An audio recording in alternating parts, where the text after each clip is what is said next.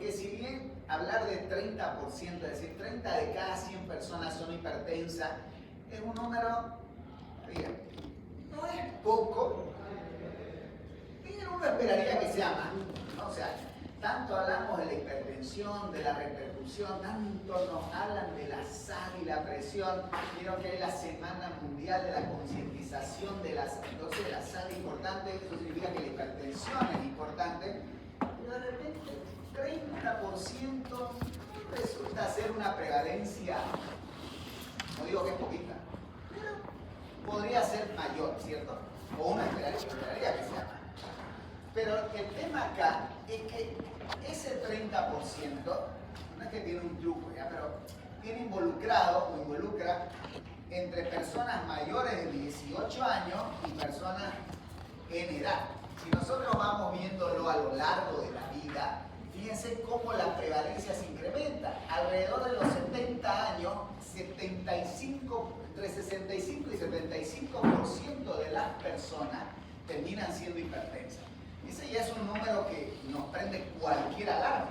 Peor aún si hoy vivimos mucho más tiempo.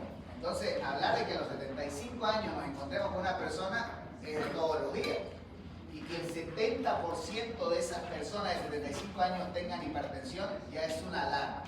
Y esto se incrementa mucho más si hablamos de los 85 años. A los 85 años, 90% de las personas van a tener hipertensión. 90%, o sea, 9 de cada 10 personas no van a tener que preocuparse de si se caen y se fracturan la cadera, se van a preocupar de que se van a convertir en hipertensos. Y esto, desde luego, es simplemente o hace referencia al, no es deterioro, pero a la evolución y al envejecimiento del cuerpo. Es decir, no solo envejece la piel, no solo envejece el exterior, sino los vasos sanguíneos. ¿Qué es lo que sucede con los vasos sanguíneos? Se van haciendo rígidos. Y el problema cuando se hacen rígidos los vasos sanguíneos es que no pueden amortiguar la sangre.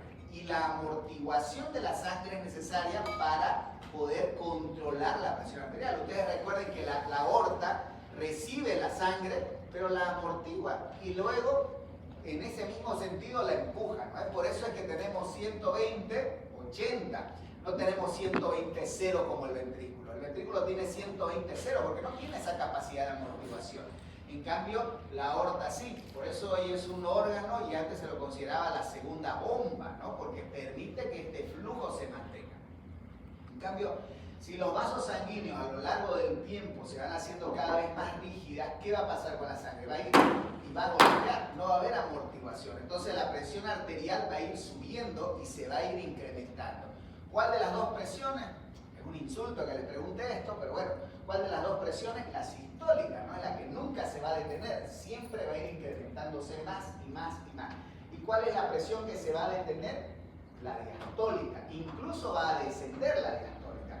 Y lo que se va a abrir es la presión diferencial o presión de pulso, ¿no? Entonces, al principio el paciente va subiendo 140, 90, 150, 100, 160, 110, pero después de los 55 años, esto sigue 140, 150 y la diastólica se detiene e incluso empieza a bajar. Y a partir de los 70 uno se encuentra con personas que tienen 170, 70. Tiene una presión diferencial de 100 milímetros de mercurio.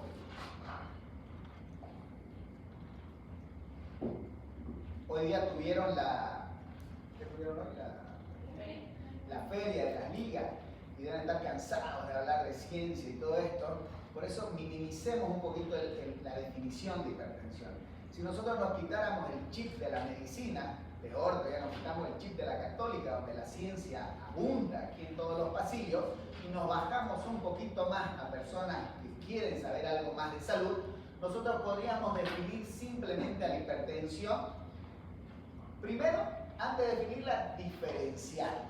No es lo mismo, por ahí sí, no sé, pero no es lo mismo hipertensión que presión alta.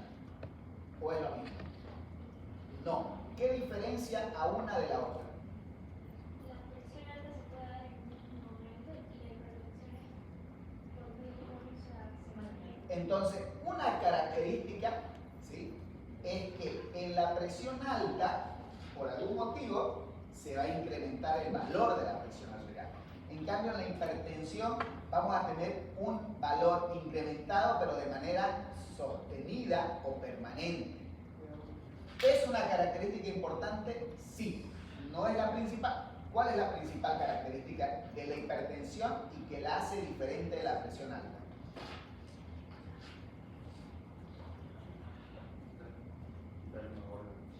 No.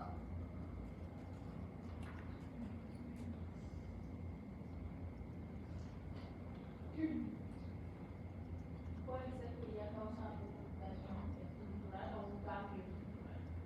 La presión alta es una respuesta fisiológica. La principal característica es que la hipertensión no es fisiológica. La hipertensión es o tiene que tener el contexto de no ser fisiológico. ¿Pero a qué se refiere eso? Si nosotros hacemos que el doctor baje y suba estas gradas corriendo, ¿la presión se va a elevar o no? ¿Esa presión que se va a elevar es hipertensión o no? ¿Por qué no es hipertensión?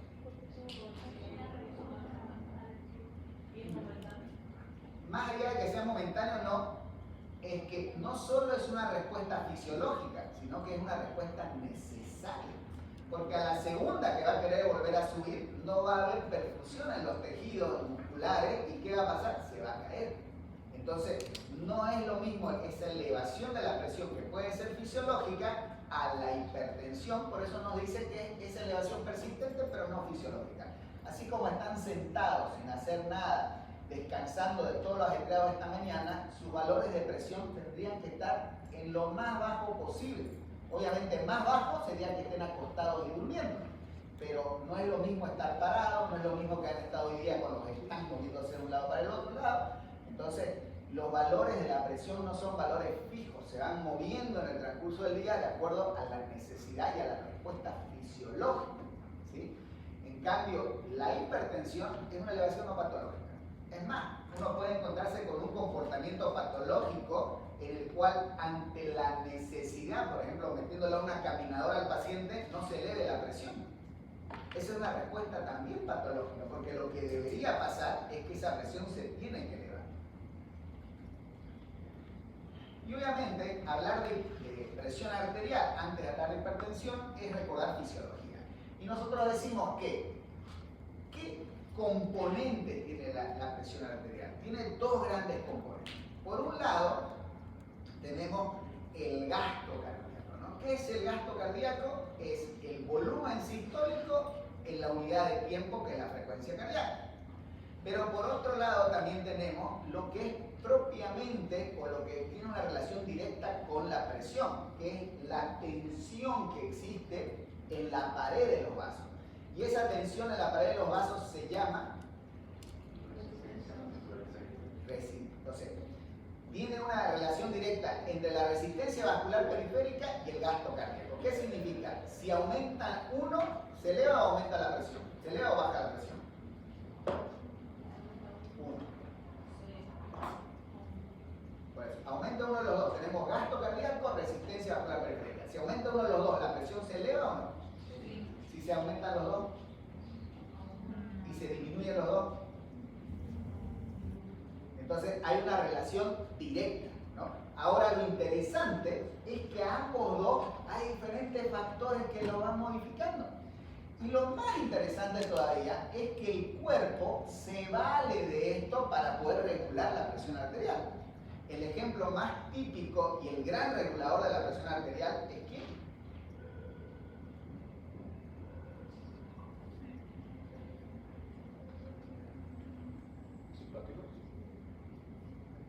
¿Quién?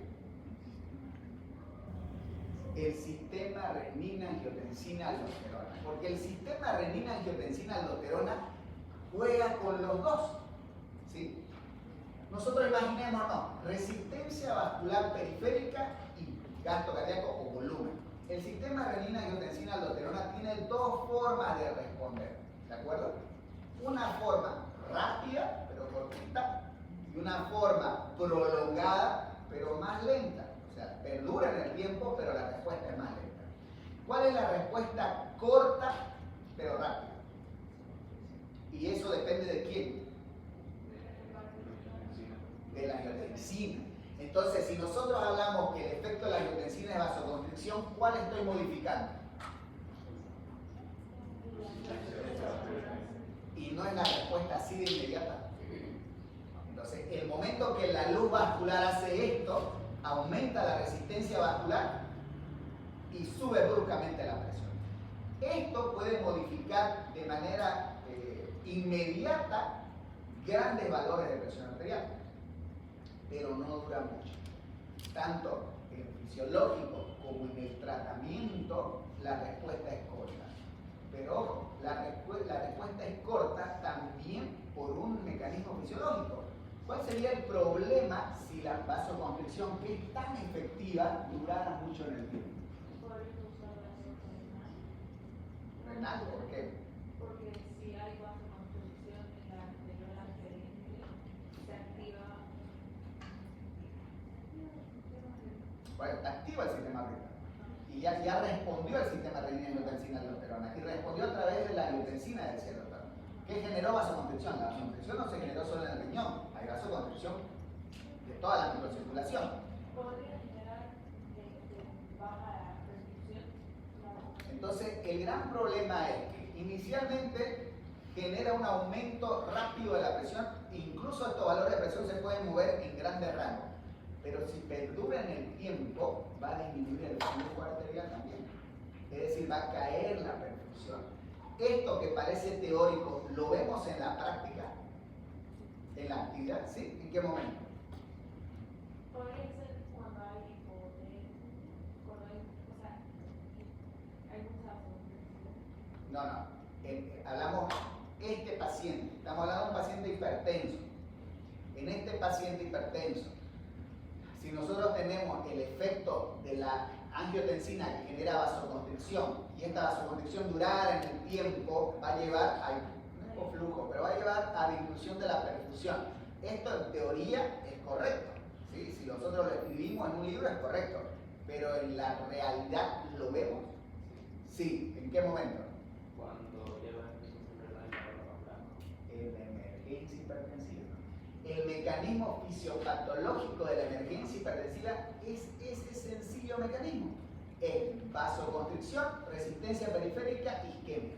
Y es un círculo vicioso que no se detiene. Y es el cuerpo, lo vamos a ver en la siguiente clase, creo que es feriado, ¿no? Pero lo vamos a ver en la siguiente, si no lo verán en el examen. Pero el mecanismo es así de sencillo, es decir, se va a incrementar la vasoconstricción, que parece buena, pero esto lleva a disminución de este lado de los tejidos de la perfusión. ¿Y qué pasa si disminuye la perfusión de este lado?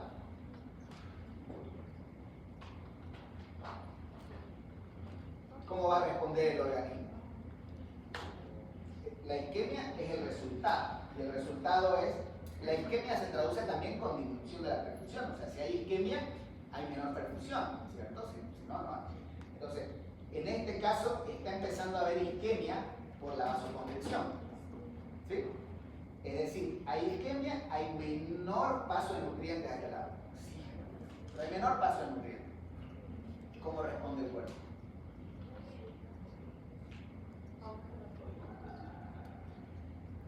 Pero ¿cuál es la finalidad? ¿Cuál? ¿Cómo responde el cuerpo? Busca la forma de incrementar más todavía la presión. Y el mecanismo más rápido es la... Entonces, esta vasoconstricción que está llevando a isquemia va a generar disminución de la perfusión a este lado. El cuerpo no sabe qué está pasando, solo sensa que aquí hay disminución de la perfusión. Y el cuerpo muy lúcido dice, como hay disminución de la perfusión, yo tengo que aumentar el gradiente. Pero el gradiente no lo puedo aumentar acá, porque eso está dentro de los tejidos. Yo lo puedo aumentar de este lado, de la luz, del vaso, de la luz vascular. ¿Qué es la única forma que tiene para hacerlo de manera rápida? Más vasoconstricción. Entonces, ¿qué hace? Eleva la presión arterial. ¿Por qué? Por necesidad. Al aumentar la presión arterial, aumenta la diferencia de presión y mejora la perfusión. ¿Sí? ¿Sí o no? No, porque hay isquemia. Lo que lleva a esto es sí, aumenta el gradiente de presión, pero genera más isquemia. Por lo tanto, menor perfusión. ¿Cómo va a responder el cuerpo? Y esto es lo que lleva daño neuronal. Lleva daño en el cerebro, en el corazón, en los vasos sanguíneos y lleva todo lo que vemos en emergencia, ¿no? ACV, infarto, etc. Del otro lado, si nosotros tuviéramos una persona común y corriente que no es hipertensa, simplemente por algún motivo una caída de la presión arterial transitoria, respondió la angiotensina generando vasoconstricción, pero yo necesito, o el cuerpo necesita que esa acción dure más en el tiempo, dure más de minutos, dure todo el día o más de un día. ¿Cuál es la otra vía por la cual este sistema responde? ¿Qué hace la aldosterona? Entonces genera retención o reabsorción de sodio, con lo cual donde va el sodio va, y al aumentar el agua aumenta y al aumentar el volumen, ¿qué aumenta? El gasto cardíaco. Entonces, el doctor mencionaba que hace un momento la frecuencia cardíaca. Lo mismo, la persona que está corriendo, al aumentar la frecuencia cardíaca, va a hacer que por el mismo punto pase mucho más veces una cantidad de volumen, con lo cual aumento el gasto cardíaco. Si aumento el gasto cardíaco, aumento la presión arterial.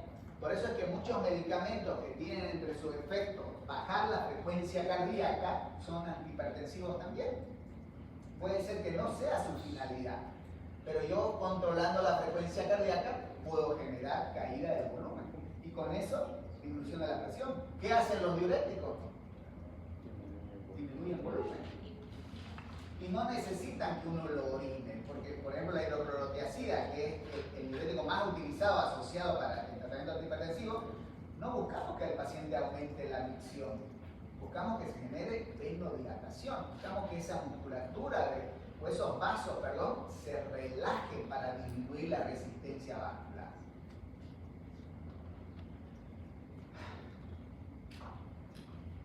Obviamente, no son los únicos elementos, la única sustancia. Entran en juego la arginina vasopresina, la noradrenalina, la adrenalina, la endotelina y por último también tenemos a favor el gran ayudante que tenemos de la presión es el óxido nítrico. El óxido nítrico lo que hace es generar vasodilatación. Lo interesante de esto es no solo entender lo fisiológico, sino que nos facilita la vida saber que estos mecanismos son los que usan los fármacos para tratar la presión. Incluso, ¿qué hace el betabloqueante? El betabloqueante, si bien bloquea los receptores beta, el betabloqueante busca, como el doctor decía, bloquear la respuesta del sistema nervioso autónomo, bloquear la respuesta del sistema nervioso simpático. Por eso el betabloqueante es de elección en el tratamiento del hipertiroidismo. ¿Qué tiene que ver un betabloqueante con el hipertiroidismo? Tiene que ver con esa respuesta acelerada, no solo cardiovascular, sino también del sistema nervioso simpático. Entonces, el beta-bloqueante actúa de esta forma. ¿Qué buscamos con los IECA y los ARA2? Buscamos bloquear el sistema renina, angiotensina, aldosterona, y si fallamos con el sistema renina, angiotensina, aldosterona, bloquear el receptor de la aldosterona o bloquear el receptor de los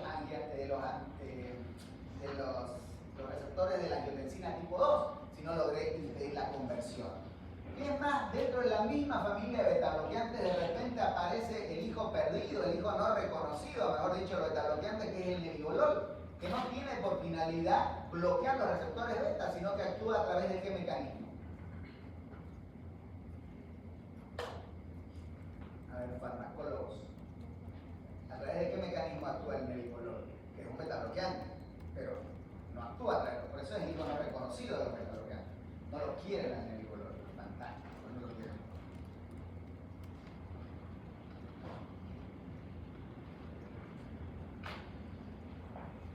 A través del óxido nítrico. O sea, y esto ha generado, los betabloqueantes, como lo vamos a ver en el tratamiento de la hipertensión, no son de primera elección para el tratamiento de la hipertensión, excepto el nebivolol. Porque el nebivolol busca otra vía para actuar, que es el óxido nítrico. Y en sentido contrario, el betabloqueante es de elección para tratar las arritmias, ¿cierto? Mira qué fácil cardiología, ¿no? Cuando nosotros dividimos la hipertensión, podríamos dividirla de diferentes formas, ¿ya?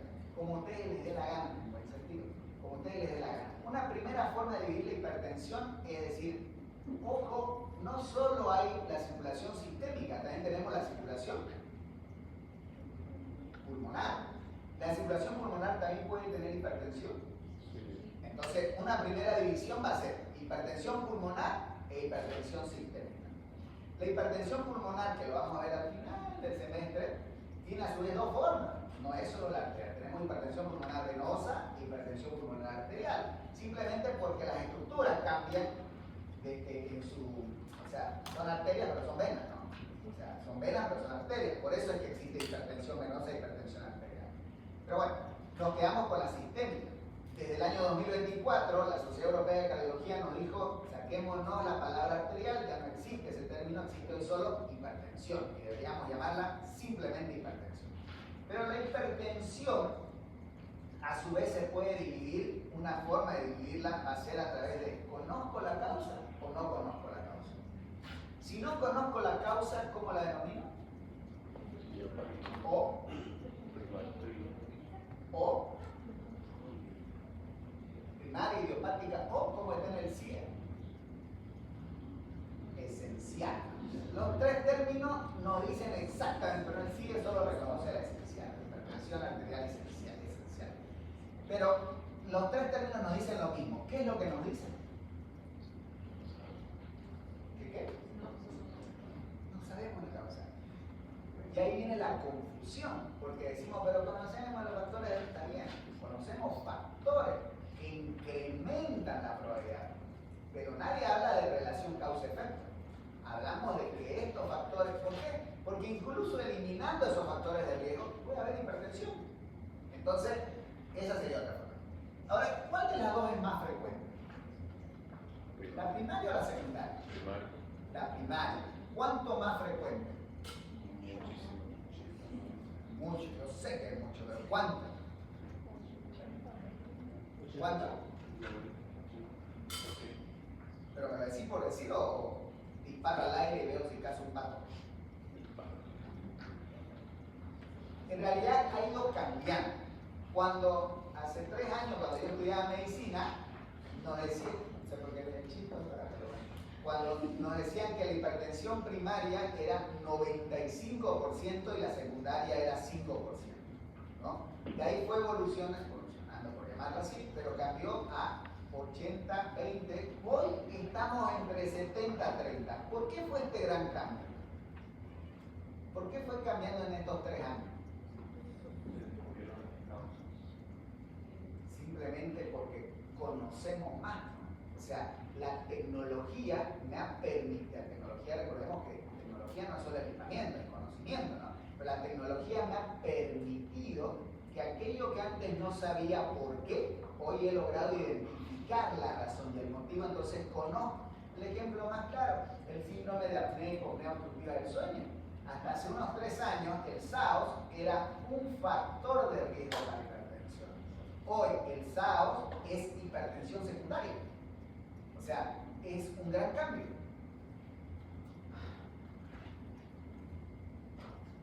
Este es el camino que se ha recorrido a lo largo del tiempo para poder hoy estar sentados acá y hablar de hipertensión, ¿no?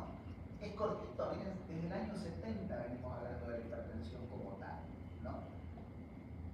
Y hasta hoy no nos ponemos de acuerdo, porque ¿cuál es el valor normal de la presión arterial?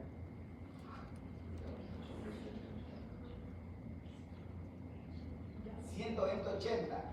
¿Alguien dice algo, un valor diferente? ¿Todos coinciden que es 120-80? Me gusta más el diferente. ¿De qué? No. Si aumenta la edad, es un trastorno patológico. En realidad, depende. ¿Por qué depende? No por la edad. Depende porque no sabemos cuál es el valor de la presión arterial. Y nos lo va a demostrar el año 2020 la Sociedad Internacional de Hipertensión, como lo van a ver. Pero no sabemos cuál es el valor de la presión arterial normal. Hay una confusión terminológica desde los libros de fisiología de hablar de normal cuando en realidad no sabemos. Lo único que sabemos, no hay duda de ello, es que a partir de 120-80 cosas malas pueden pasar. Es lo único que sabemos, ¿no? Cosas malas pueden pasar. Por eso, mientras más cerca a 120/80 o menos estemos, mejor le va a ir al paciente o a la persona. Es más, si ustedes se fijan, aquí arriba están todos los estudios más representativos que han modificado las guías de hipertensión y abajo están las guías más representativas. Fíjense esta primer guía, ¿no? El JNC1, ¿cuál era el valor de referencia de la sistólica para hablar de hipertensión?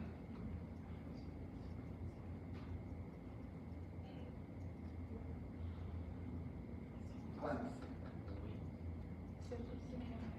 120, pero 105 debe ser normal. ¿Cuál es el valor de la presión sistólica en el JNC1 para hablar de hipertensión? ¿Cuál? A la mía, ¿dónde dice 160? No, es que dice 1980. Por eso, ¿y la sistólica? 160. Entonces, miren de interesante, en el JNC1 la sistólica no era un parámetro para medir hipertensión. El único parámetro que servía para hablar de hipertensión era solo si la diastólica se elevaba. Y llegaba a un valor de 105. Hoy es un valor gigantesco, enorme. ¿Esto era así? Sí. Recuerden ustedes que en la bitácora de los médicos del presidente de Estados Unidos durante la Segunda Guerra Mundial, ellos escribieron: el presidente está viajando a Francia en muy buenas condiciones. Tiene una presión arterial sistólica de 280 milímetros de mercurio. Pero en esa época,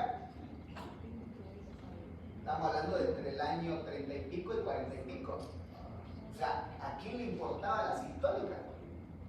Volvió el presidente y a los meses tuvo un accidente cerebrovascular y se murió. Pero, ¿quién sabía que se debía a hipertensión? Es más, nosotros hoy hablamos de un valor de hipertensión que la mayoría lo asume como único, 140/90. ¿Sí? Hablamos de ese valor. ¿De dónde nace este valor del 140/90? ¿O de dónde nacen estos valores de hipertensión en realidad? Porque ya el JNC2, el 80, ya nos dijo, no, ¿saben qué? La sistólica debe servir para algo y marcó 160 como valor de referencia. Pero ¿de dónde nace esta información? O sea, ¿por qué a la gente aquí arriba se le ocurrió estudiar los valores de la presión?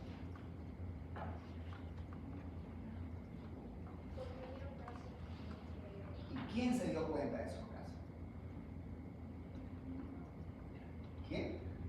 ¿Un médico? ¿Un cardiólogo? ¿Un internista? ¿Un cirujano? ¿Quién se dio cuenta? De todo eso se dio cuenta la industria. Las aseguradoras, cuando hacían su balance anual, al final del año se daban cuenta que pagaban mucho más indemnización por accidentes cerebrovasculares, por incapacidad o por muerte prematura, viuda, ¿no? Le pagaban más cuando los valores de presión excedían mayor de 160, mayor de 170. No tenían ni idea que eso es hipertensión ni que eso tiene que ver causa-efecto. Pero sí entendían el bolsillo. Y sí sabían que no les convenía al año reasegurar a personas que tengan valores altos de presión, porque económicamente les iba a salir en contra. Entonces la medicina agarró eso y dijo, veamos si existe una relación causa-efecto, y de ahí nace todo. Por eso es que ha ido cambiando a lo largo del tiempo. Aquí no contaba la sistólica, aquí era 160, 160, 160. El gran cambio nos lo dio el JNC6. Desde el JNC6 hubieron pocas modificaciones hasta que llegó el año 2017 y los norteamericanos un día dijeron 140/90 es como que es mucho. Mejor modifiquemos a 130/80. Entonces de repente en Estados Unidos ese día durmieron 30% de hipertensos y amanecieron 50% de hipertensos. Imagínense el colapso de los seguros, porque de un día al otro se incrementó 20% más la cantidad de hipertensos. Imagínense qué pasaría en nuestros hospitales. Sería el 100%, porque el interno inventa los valores de la presión, entonces al día siguiente pone 120/80, el 80 ya es hipertensión, todos serían hipertensos al día siguiente. Y el término de prehipertensión. Ahorita lo vamos a ver.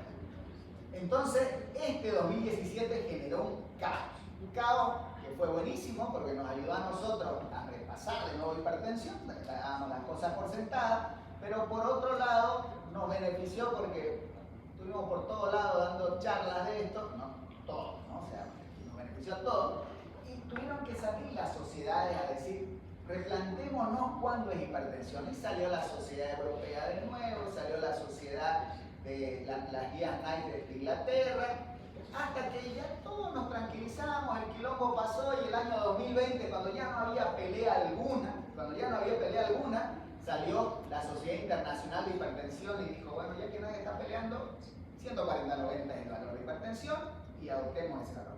Y como todos dijimos, pum, para arriba, estamos contentos con el 140-90 y nadie se percató, modificaron el valor normal de la presión. Entonces, si una sociedad puede modificar el valor normal de la presión, ¿es ese un valor normal?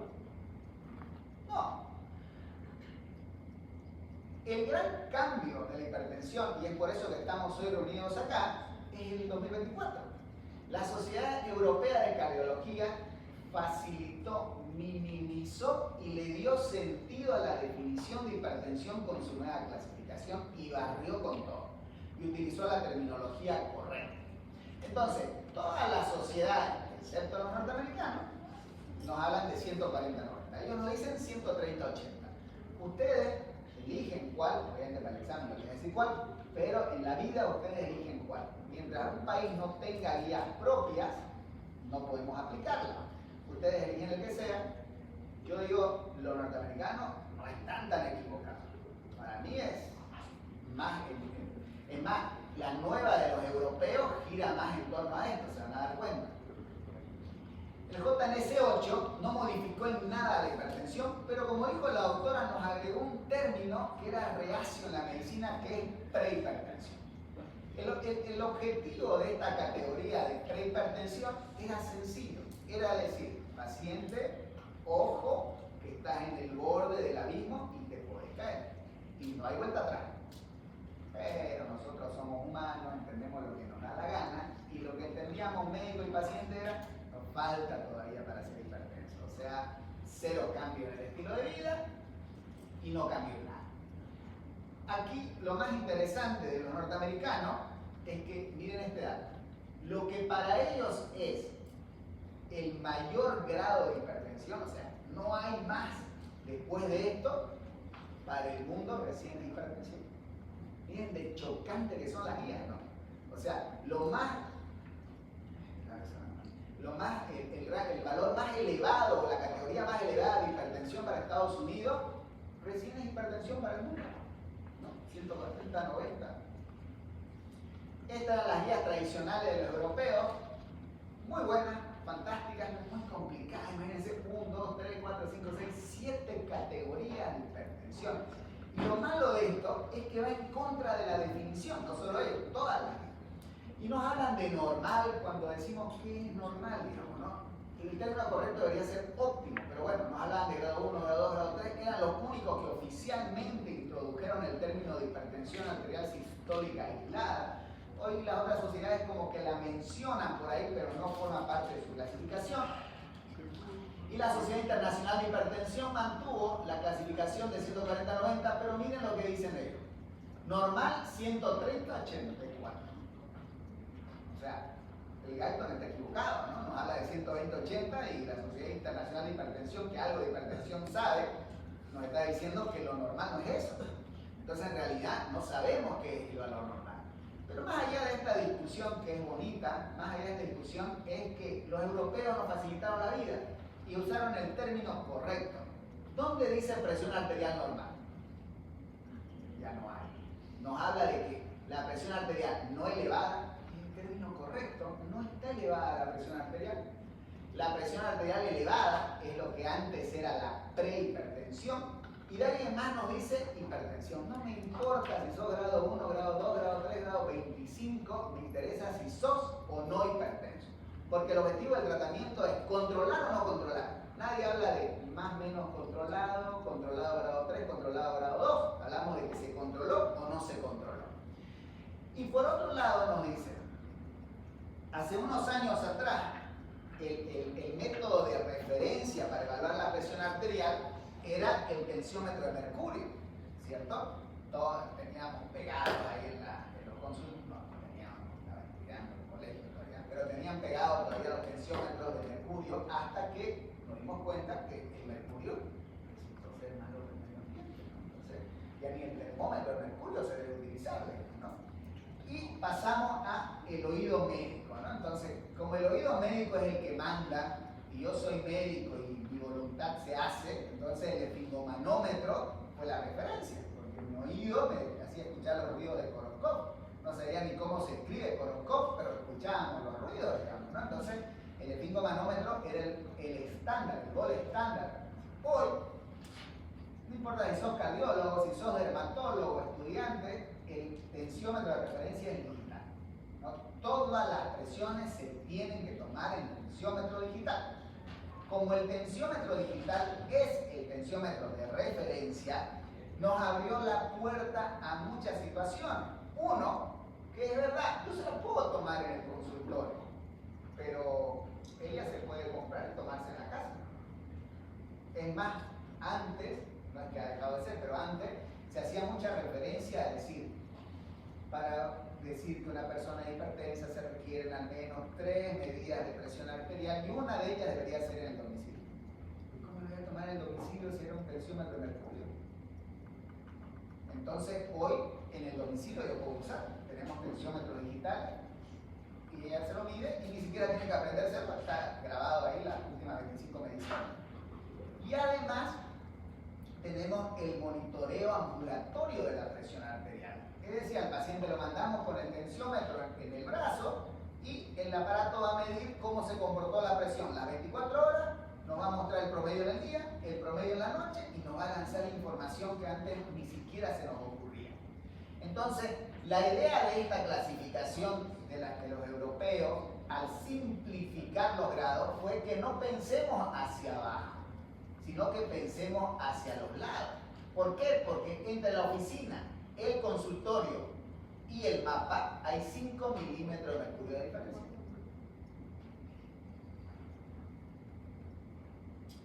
Entonces tenemos ahí a nuestro actor principal, que es la hipertensión. Para ser hipertensos nosotros en la vida tenemos factores de riesgo, ¿estamos de acuerdo? Hay diferentes factores de riesgo. Entonces los factores de riesgo pueden hacer que una persona se convierta en un paciente, ¿sí? Lo interesante de la hipertensión es que inmediatamente una persona se convierte en paciente por diferentes factores de riesgo que incrementan la probabilidad, la hipertensión a su vez se convierte en un factor de riesgo. ¿Un factor de riesgo para qué?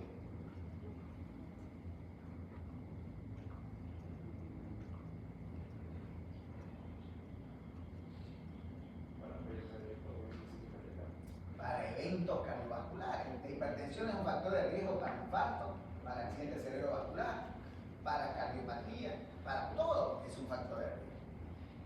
De la misma forma, en este escenario estábamos en una persona que se convierte en hipertenso, pero también pueden haber personas que ya son hipertensas, que tengan factores de riesgo que modifiquen la evolución de la enfermedad, ¿no? Y antes existía la crisis hipertensiva, que ya no existe más, que hoy existe solo la emergencia hipertensiva, pero hay factores de riesgo que modifican o incrementan la probabilidad de presentar lo que era antes la crisis hipertensiva, con lo cual se va a modificar el pronóstico de la hipertensión, con lo cual la hipertensión va a incrementar el riesgo de eventos o enfermedades cardiovasculares. ¿Cuáles son estos famosos factores de riesgo? Sencillo, son 2 grandes grupos iniciales. Un pequeño grupo, pero de mucho peso, que son los factores de riesgo no modificables. Entre ellos tenemos la predisposición, que no es lo mismo que herencia. Muchas veces le dicen la hipertensión se hereda. Mentira. Es predisposición en la familia para poder, si seguimos el mismo camino, tenemos mayor probabilidad de tener hipertensión. Pero no es hereditario. En cardiología son 5 patologías las que son hereditarias.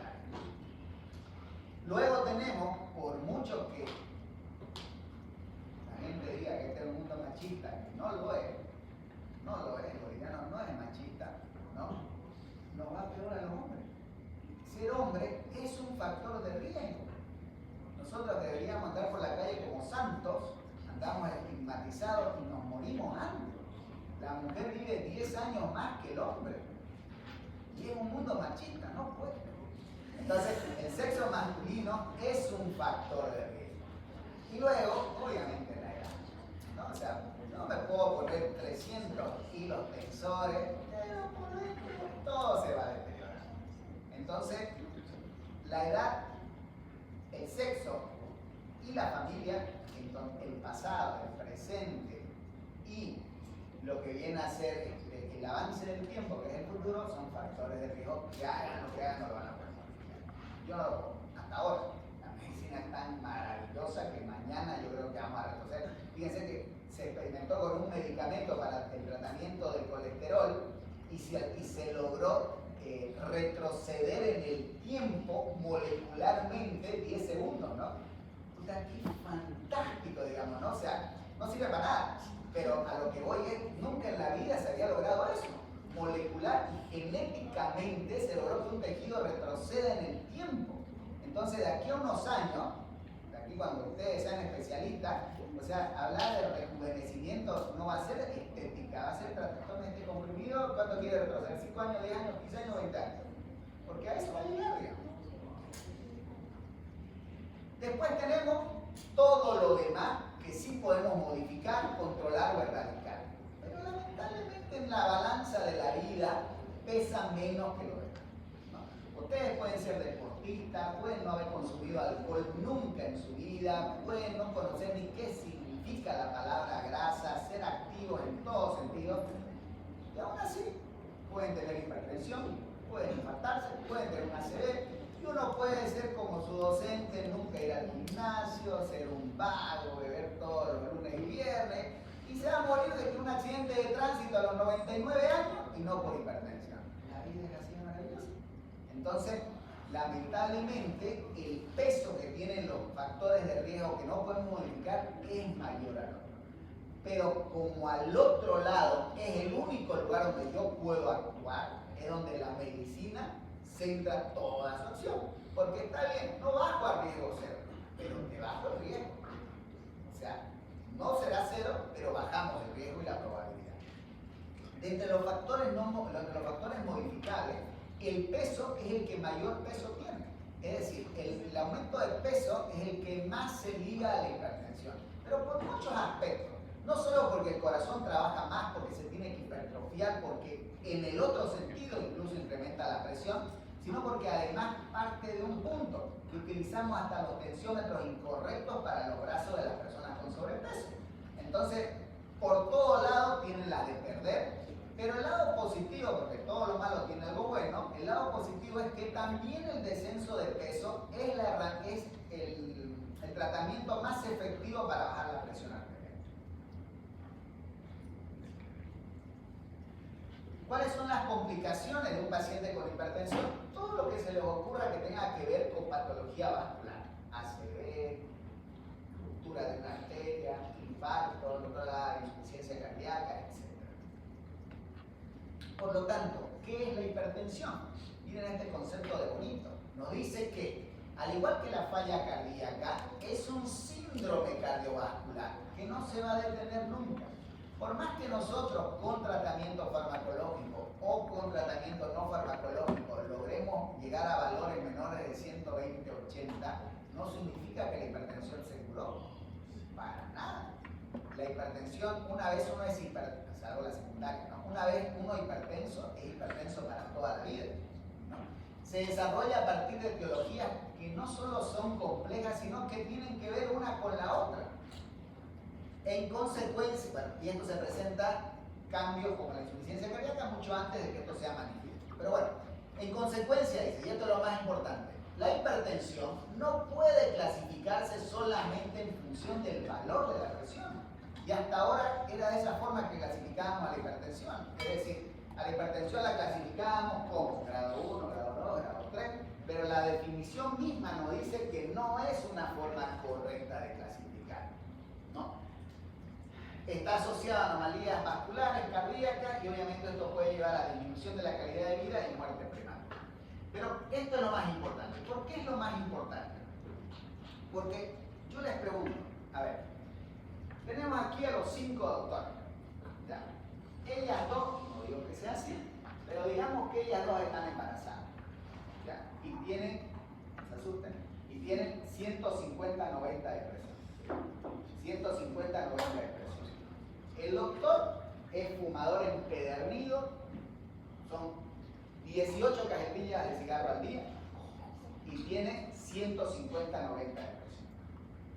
Ellos dos no se levantan de la cama ni al despertar, no hacen nada de actividad física, no conocen el patio de una casa, son sedentarios a morir, pero tienen depresión 150-90. Y ellas dos, no conocemos sus factores de riesgo, pero tienen 160-90 de depresión.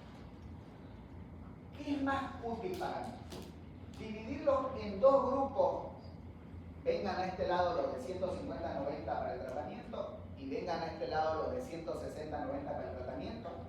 ¿O me es más fácil decir, vengan las embarazadas para adecuar el tratamiento, venga el fumador para adecuar el tratamiento y vengan los sedentarios para adecuar el tratamiento y en ellas investiguemos los factores para ver si se van con ellas o se van con él? ¿Qué es más útil? Porque no me importa el valor de la presión, son hipertensos igual. Me interesa saber qué aspectos comparten, porque seguramente la medicación que yo voy a usar para él, voy a generar un efecto teratogénico en ella.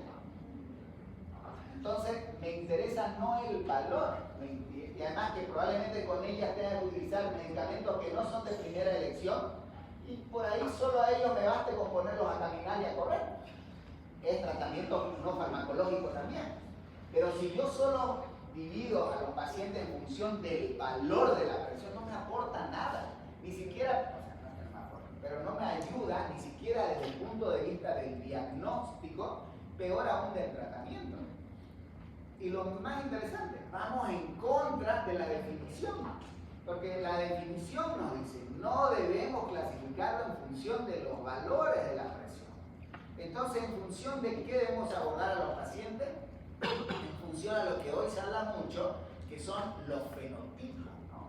Hoy se habla mucho de los fenotipos, ya no es solo la hipertensión que divide o clasifica o agrupa a los pacientes en función de los fenotipos, sino también la falla cardíaca, la cardiopatía isquémica, la sepsis. Hace unos días se publicó una nueva forma de entender la sepsis a través de los fenotipos de los pacientes con sepsis.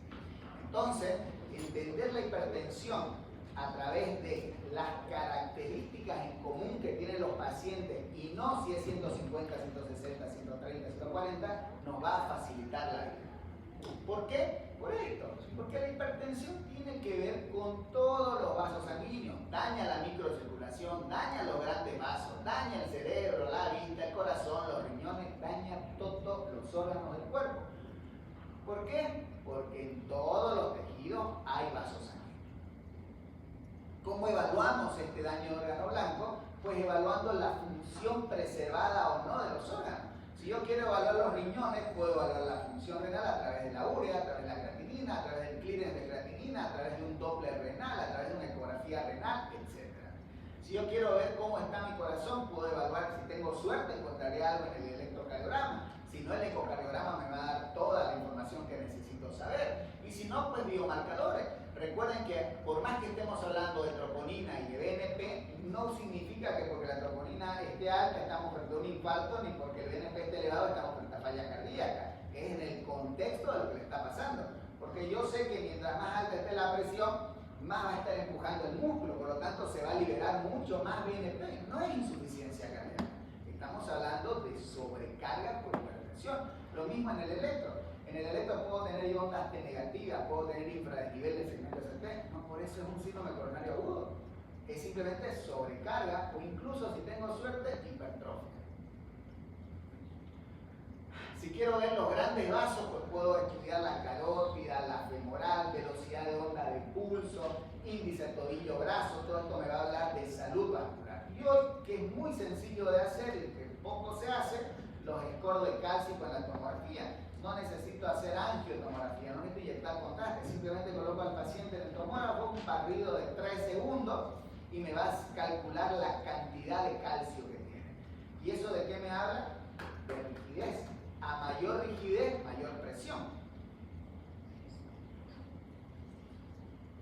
Esta tablita o esta estratificación de riesgo es de la Sociedad Europea de Cardiología. Es muy útil. Y más allá de que ya no tenemos grados de la hipertensión y por ende ya no hay estadios, sí nos ayuda a entender de realmente qué es lo que importa en el paciente con hipertensión. Miren la primera fila. O primero veamos la columna. Esta columna nos habla de que el paciente aún no es hipertenso. Por más que tenga presión alta, no es hipertenso en esta primera columna. ¿Sí? A partir de la segunda columna sí es hipertenso. En un mundo ideal, donde no tenemos ningún factor de riesgo, nada, a lo largo de nuestra vida, el riesgo de que algo nos pase, es decir, un evento cardiovascular, infarto, muerte súbita, va a depender únicamente del valor de la presión.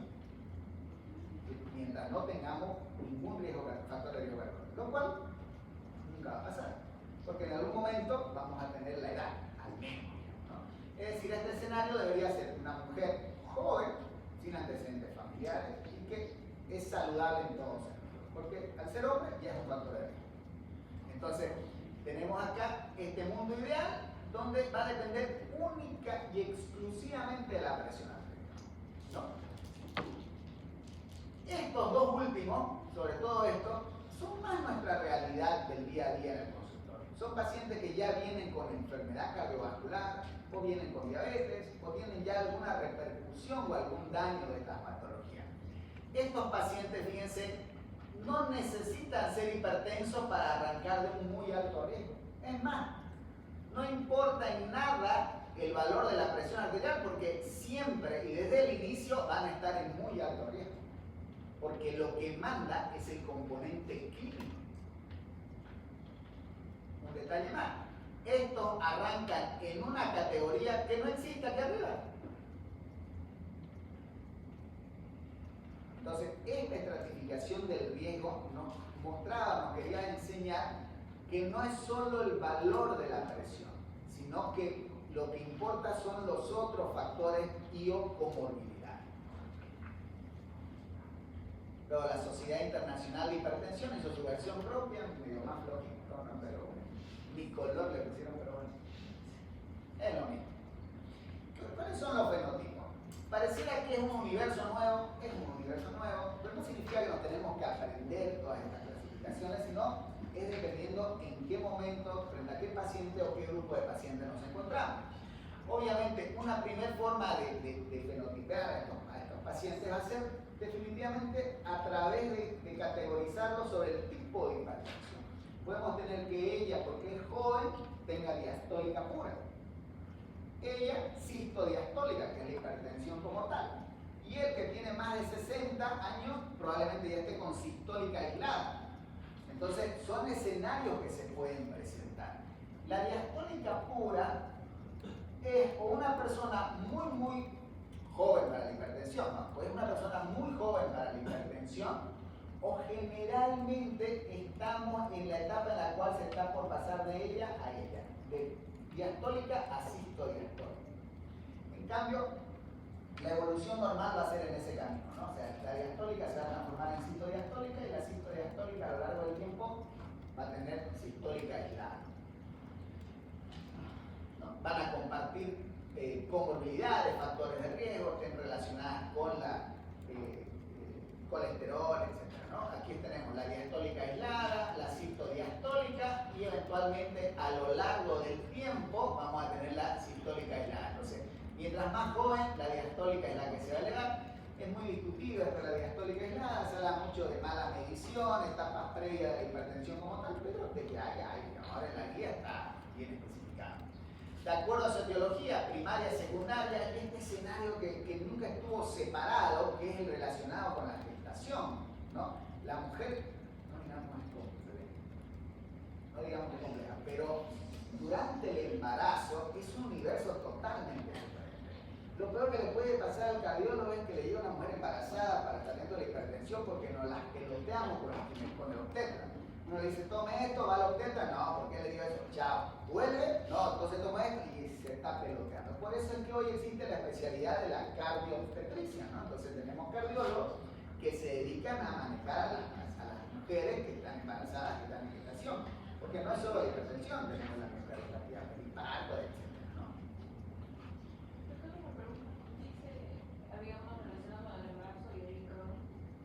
Ya. La hipertensión durante el embarazo puede ser hipertensión gestacional, puede ser en el contexto de la eclampsia, pero eso también incrementa el riesgo de que la hipertensión dure más allá de la gestación, ¿no? Vos podés tener hipertensión durante la gestación, pasó el embarazo, pasó la hipertensión. Así tengas eclampsia o preeclampsia, ¿no? Pero incrementa el riesgo que esa hipertensión perdure en el tiempo o en muy poco tiempo te transforme en una persona hipertensa, digamos, ¿no? Por eso entra en el escenario de etapa crónica. O al inverso, hay mujeres que sin saberlo ya vienen siendo hipertensas y simplemente durante el embarazo se incrementan los valores o hacemos el diagnóstico. Entonces, no por estar embarazada toda hipertensión va a estar ligada al embarazo, puede ser relacionada con el embarazo, puede ser secundaria como es la eclampsia o la preeclampsia, o puede ser que ya lo tenía y simplemente se manifestó más durante la gestación. Dentro de la hipertensión secundaria, la más frecuente es el hiperaldosteronismo primario, de lejos el más frecuente. Esto que la renovascular nos los comemos mucho. Nosotros vemos en los hospitales pacientes de 40 y pico de años que ya están dializando y uno le pregunta al médico ¿y por qué tiene falla renal o por qué tiene nefropatía crónica? Y la respuesta es sencilla, no, porque es hipertenso. Con 2 dedos de frente no nos debe llamar la atención que a los 40 y pico años una persona hipertensa ya tenga complicación. Es el sentido común, digamos, ¿no? Entonces esas personas uno tiene que buscar hipertensión secundaria. Muchas veces hacemos doble renal y encontramos estenosis de las arterias renales. Esa estenosis puede ser aterosclerosis o puede ser fibrodisplasia. Son 2 patologías totalmente diferentes. Pero si la vimos en la etapa crónica, pues ya ni modo, es académico nada más, no le vamos a cambiar nada. Por eso es que una de las características que debemos buscar en todo paciente con hipertensión, si es de inicio temprano, o sea, joven, o si cuesta mucho el control de la hipertensión, no debemos quedarnos con hipertensión primaria y debemos buscar por todo lado hipertensión secundaria porque probablemente tengamos una causa identificable y potencialmente reversible. El síndrome de apnea hipopnea obstructiva del sueño ya no es un factor de riesgo para hipertensión, es una hipertensión secundaria, es decir, el paciente roncador que hace apnea durante el sueño y que al día siguiente está como si, por más que haya dormido 24 horas, está como si no hubiera dormido nada, no es que está predispuesto a ser hipertenso. Ese es hipertenso secundario y requiere tratamiento. Requiere tratamiento porque el síndrome de apnea hipopnea obstructiva del sueño no solo está ligado no solo es un tipo de hipertensión secundaria, sino que incrementa el riesgo de muerte súbita, ¿no? Entonces tenemos que evaluar. No sé si han visto últimamente, no tengo nada que ver con ese centro, pero han visto últimamente cómo hay un centro Neurocenter que está promocionando mucho la evaluación de estos pacientes, donde los hacen dormir allá y los evalúan durante todo el sueño, miden su saturación de oxígeno, analizan los micro despertares que tienen, la deprivación de oxígeno, para tener una evaluación completa de SAOS. Este es el mundo de la mujer durante la gestación. Esto en el momento en el cual se da es interesante porque ¿qué sucede? El hecho de que tengamos nosotros tensiómetros en domicilio, tengamos tensiómetros digitales de acceso para la casa, ha universalizado la atención médica, ¿no? Es decir, ya no necesito más, y ahora que está en estudio el Apple Watch está validado para las arritmias, pero ahora se está validando para la hipertensión, ya ni dispositivo vamos a tener que comprar, simplemente comprar todo con reloj inteligente y ya está, ¿no? Pero hasta eso, ¿qué sucede con un paciente? Digamos, viene la doctora un día al consultorio, yo le pregunto por qué viene y me dice porque el valor de presión en mi casa cuando me mido con mi aparato es 140/90. Ok, yo agarro y le tomo la presión en mi consultorio y es 120/80. ¿Qué es lo primero que pensamos? Y si no es la máquina, vos estás equivocado. ¿O no es lo primero que pensamos? A ver, ¿quién de los dos es el cardiólogo? Obvio. Entonces podemos cometer un gravísimo error, porque podemos estar frente a una hipertensión enmascarada, donde en el domicilio se está mostrando el valor de la presión arterial y frente a un personal de la salud, el valor de 100. Lo tenemos más presente la hipertensión de guardapolvo blanco, ¿no? Hace mucho venimos hablando de la hipertensión de guardapolvo blanco, pero hablamos poco de la hipertensión enmascarada. Y la hipertensión enmascarada, desde mi punto de vista, es más nociva porque es la que más vamos a desconfiar. Porque la probabilidad de que yo desconfíe de mí mismo es bajísima. O sea, no porque yo sea yo, sino cada uno de uno mismo es bajísima. Primero el error está en el otro antes que en mí. Entonces eso nos puede llevar a que no identifiquemos de manera oportuna la hipertensión enmascarada, ¿no? Ahora, si hay hipertensión enmascarada, si hay hipertensión como tal, si hay hipertensión de guardapolvo blanco, a su vez se puede dividir y se debería clasificar en si es que está controlada o no está controlada. ¿Por qué? Porque al final de cuentas, a mí lo que me importa y lo que me interesa, en ese sentido, es si controlo o no, es decir, si alcancé los valores objetivos de la presión. ¿Por qué? Porque si volvemos al principio, hablábamos del 30%. 30% de todas las personas en el mundo tienen hipertensión, ¿sí? Pero de ese 30% en el mundo que tiene hipertensión, ¿cuántas saben que tienen hipertensión? ¿El 100%? No. ¿El 80%? No. ¿50? 40. 30. Tenemos 30%. 30% sabe que tiene hipertensión. Imagínense, el 30% de ese 30%. Está bien, uno dice, pero ya es algo. Okay. De ese 30%, del 30%, ¿cuántos están medicados? 30%. Entonces, tienen medicación el 30% de los pacientes hipertensos. Pero a su vez, saben que tienen hipertensión 30% de los pacientes que realmente tienen hipertensión. Ahora, de este 30, ¿cuánto con tratamiento alcanzan el valor objetivo o alcanzan el control de la presión? Solo el 30%. Entonces, si ese 30 lo llevamos al 100, ni 2 personas de cada 100 personas. Entonces necesitamos hacer mucho con el tema de la hipertensión. Algo que nos enseñó el mapa es los diferentes comportamientos que tiene la presión. Porque como la presión no las mide durante las 24 horas, y yo sé que fisiológicamente en la noche la presión baja, la frecuencia cardíaca baja, todo tiende a bajar, nos mostró que no siempre sucede así.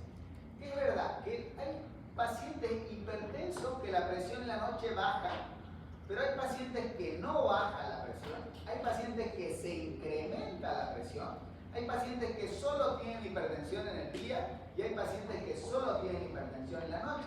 Esto dio lugar a un término que han debido haber visto en farmacología, que es la cronoterapia. La cronoterapia habla simplemente de tratar de ajustar el horario de la medicación al comportamiento de la presión. Es decir, si mi paciente por esos azares de la vida tiene hipertensión nocturna, la cronoterapia, no les estoy vendiendo la cronoterapia porque está en... Pero la cronoterapia me dice que deberíamos darle la medicación o hacer un refuerzo de la medicación en la noche, porque es cuando se eleva su presión arterial.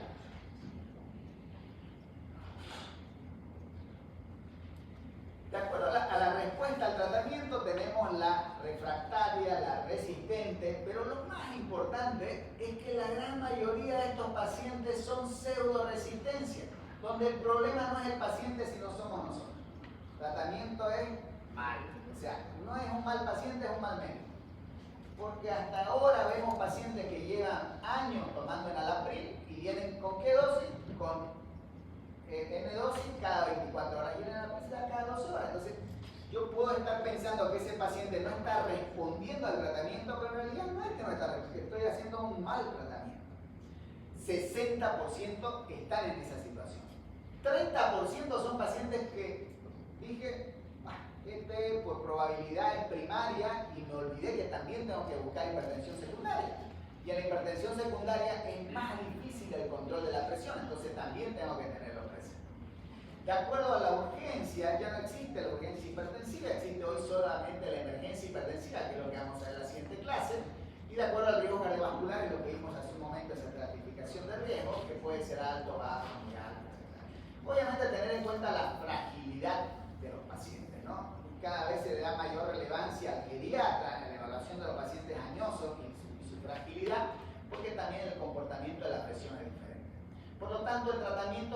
asienta sobre dos grandes pilares, el tratamiento no farmacológico y el tratamiento farmacológico, pero sobre un mismo escenario que es el fenótipo. Esto que era lo tradicional pasó a la historia.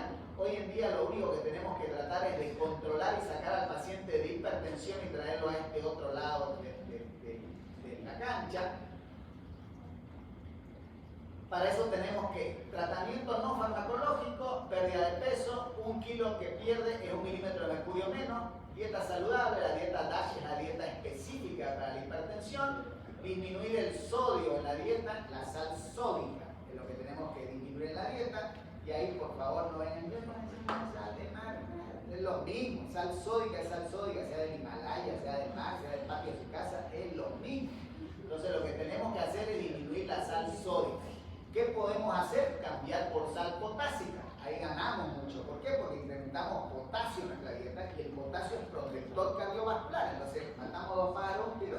Por un lado disminuimos el sodio y por otro lado incrementamos un protector cardiovascular. Actividad física, cualquier actividad física, todo disminuye la presión arterial. Y el consumo de alcohol. Con respecto al consumo de alcohol, para la nueva guía el alcohol va a ser 0. Hoy, actualmente, el alcohol es consumo moderado. Es decir, si no consumen alcohol, sigan sin consumir. No creo, son estudiantes de medicina.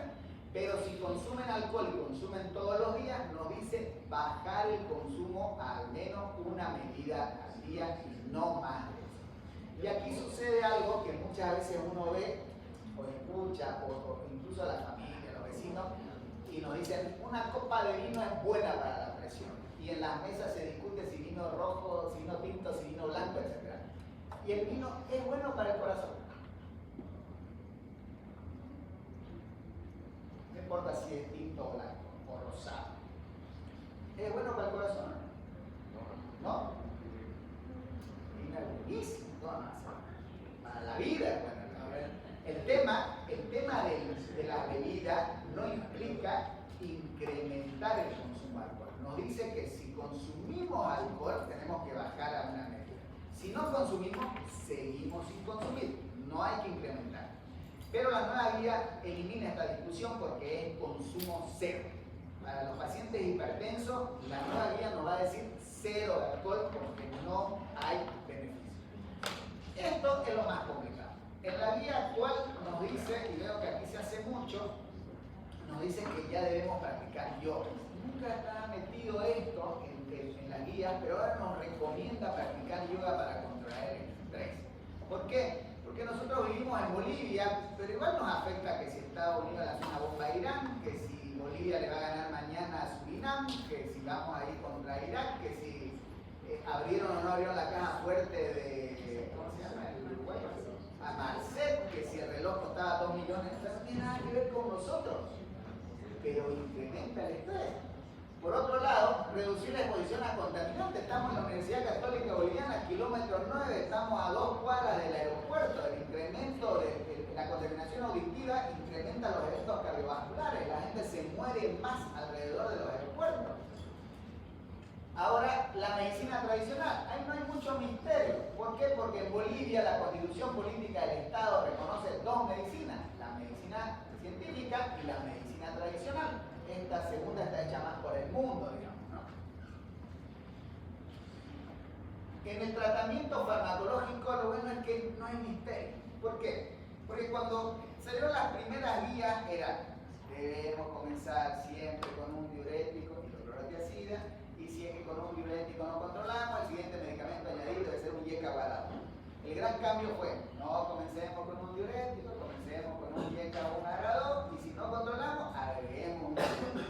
Luego las guías comencemos con lo que ustedes quieran, pero el segundo medicamento tiene que ser un diurético y un YECA o un ARA2. Hoy es más sencillo, comiencen con lo que les da la gana, pero controlemos la presión. Lo único, ojo, 2 recomendaciones. Si es posible comenzar con más de un fármaco, mejor, pero a dosis baja. ¿Por qué? Porque nosotros vamos a poder tener diferentes lugares para actuar y poder controlar la presión. Y la segunda recomendación que nos dice es que, de preferencia, el primer medicamento de elección no debe ser un beta bloqueante, salvo que por algún otro motivo igual vaya a recibir un beta-bloqueante. Es decir, si nosotros tenemos un paciente que llega al consultorio y que tiene una arritmia cardíaca y además descubrimos que es hipertenso, yo le voy a dar para su arritmia un beta-bloqueante. Y si además tiene hipertensión, pues de elección debería ser un beta-bloqueante porque voy a matar 2 pájaros de un tiro. Pero si mi paciente solo tiene hipertensión, no debería darle un beta-bloqueante, porque tengo un montón de medicamentos que van a tener mejor efecto que el beta-bloqueo. Los IECA y ARA2 son nefroprotectores, son remodeladores auriculares, etc. Por último, ¿qué es lo que sucede cuando estos pacientes vienen al consultorio? Que también pasa relativamente con cierta frecuencia. Uno le dice que son hipertensos, la hipertensión no da síntomas, por lo tanto no vienen por ningún síntoma. El 90 y pico % de los pacientes que vienen porque estaban caminando ahí a lento por la calle, fueron a una farmacia y se tomaron la presión arterial, o fueron a una feria y les tomaron la presión y le dijeron vaya al médico, ¿no? La hipertensión no da síntomas. El que le diga que la hipertensión hace doler la cabeza no tiene idea de hipertensión. La hipertensión no da ningún síntoma. Entonces, ¿qué es lo que sucede si el paciente viene, ustedes le dicen que es hipertenso y dicen, no, doctor, no tengo ningún síntoma, no me haga tomar ningún medicamento porque me voy a hacer dependiente? Listo, no hay que discutir, ustedes sacan una hojita y le dicen, a ver señor, ¿de qué cree que se va a morir? Hagamos una apuesta. Y lo siguen en el tiempo, digamos, ¿no? Porque el único camino que sigue la hipertensión es la muerte. Lo único que separa desde el momento que lo ven ustedes hasta la muerte es el tiempo. Nada, no hay misterio, no se van a poner a pelear con él, apuesten. Yo le diría que la mayoría hace un infarto y en segundo lugar una ACV. Podemos ver. La cefalea con hipertensión es algo No. Si hablamos de probabilidad, primero, no es lo mismo hipertensión que cardiopatía hipertensiva. Son dos cosas totalmente diferentes. Segundo, por probabilidad, el dolor es más probable que te incremente la presión a que la presión te genere dolor. En una persona con cefalea, lo complicado si esto fuera un juicio sería que vos me demostrés que la hipertensión le generó cefalea versus mi versión que sería tu cefalea me elevó la presión. ¿Quién tiene la razón? No sé, la probabilidad, por probabilidad, la cefalea eleva la presión y no la presión general. Pero hablamos de hipertensión. Ahí está la confusión. Hablamos de hipertensión. No es lo mismo hipertensión, cardiopatía hipertensiva, etc. Hipertensión arterial severa son diferentes situaciones. La hipertensión como tal no tiene síntomas. La cardiopatía hipertensiva tiene síntomas. La emergencia hipertensiva tiene síntomas, ¿no? Pero la hipertensión no tiene. Otra cosa que la gente, el sangrado de nariz, digamos, eso es total, digamos, ¿no? O sea, ni siquiera en la emergencia hipertensiva hay epistaxis por hipertensión. Entonces no le echamos la culpa a la hipertensión es inocente, no es mortal. Pero no genera molestia hasta que nos morimos, ¿no? Bien, ¿alguna pregunta? ¿Se puede combinar IECA y ARA? No, jamás. Nunca. ¿Por qué? Porque vas a generar un daño renal, una nefropatía. Nunca se debe combinar IECA con ARA2. Jamás.